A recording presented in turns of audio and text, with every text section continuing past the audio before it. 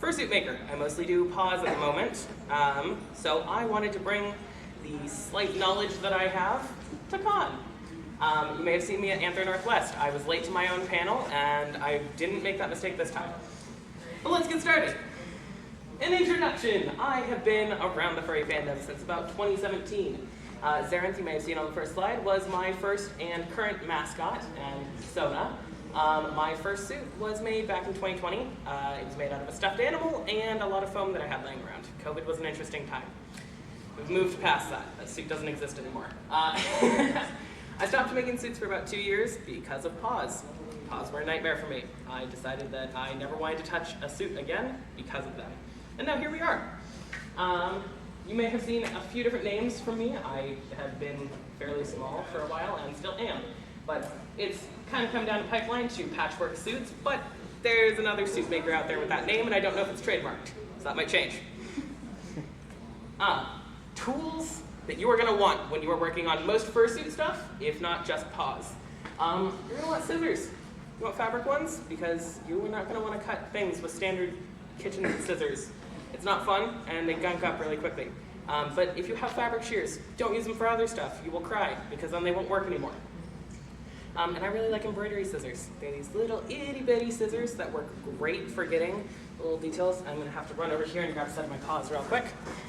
For example, these were a nightmare to make, but they have lots of nice little details.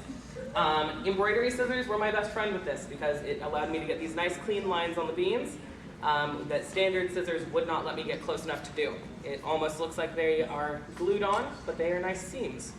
So that was thanks to them. Needles, obviously. I like really long upholstery needles because you don't have to get as fine detailed with them, and curved needles are a great thing as well. Most are upholstery needles, and that they work really well for thicker fabrics. Thread, I really like using heavy-duty thread because you can pull on it really hard and it doesn't snap for the most part.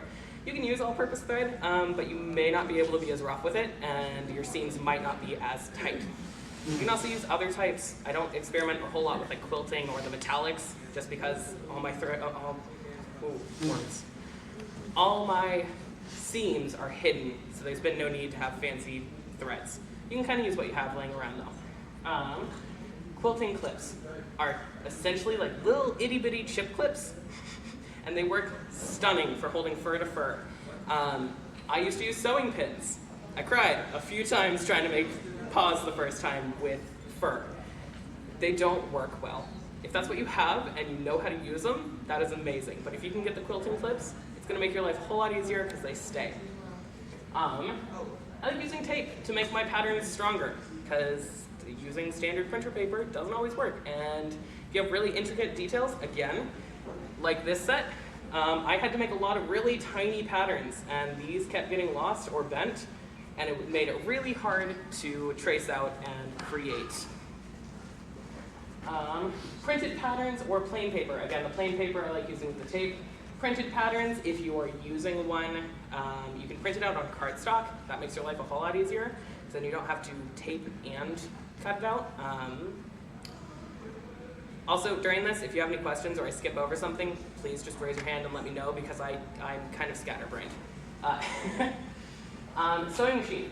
You can make paws with just hand sewing, but you might thank yourself if you get a sewing machine for things like claws, the paw beans themselves, and cuffing. Cuffing sucks to do with hand sewing. But you can do it. I like using my heavy-duty machine. I've used a couple standard machines, and they get a little angry with fur, but you can do it with some patience. And then clippers. Clippers are going to be your best friend for some of these. This paw, again, I'm going to keep using this as an example because this is one of my most finely detailed ones. These are very scrunkly. You can see that the fur is not even. This was made with a $15 set of clippers versus this brand new set that has a very smooth finish to it. These are like $150 clippers. You can get a smoother finish. You just might be spending half an hour longer.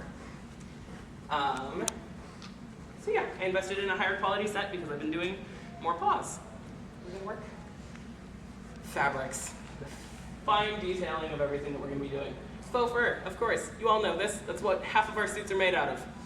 We are walking carpets. It gets warm. But there's a bunch of different types. The blue paws are made out of one called Teddy. It is a much finer, kind of plushier fur that lays a lot flatter.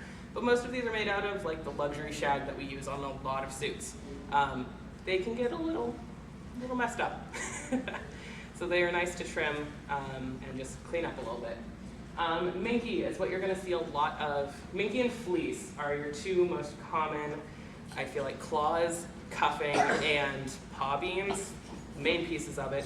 They're really nice because they're stretchy. Fleece is a lot more forgiving because when you stuff them, a lot of imperfections are hidden.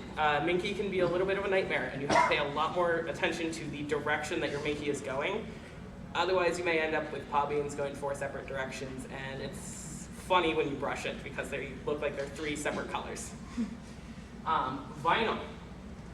Vinyl is an interesting one that I hadn't used before and ended up finding in a scrap box. They make for some very interesting pieces. These are what these little wings are made out of, and they can add some unique textures. They sound really weird when they rub against each other though, so I don't use it very often. 4-way stretch vinyl is what I used, which I haven't seen a whole lot of. You can probably use standard vinyl. I haven't done it. I've seen a lot of people do it though. Your seams just might be a lot more visible because it can't be turned inside out as well.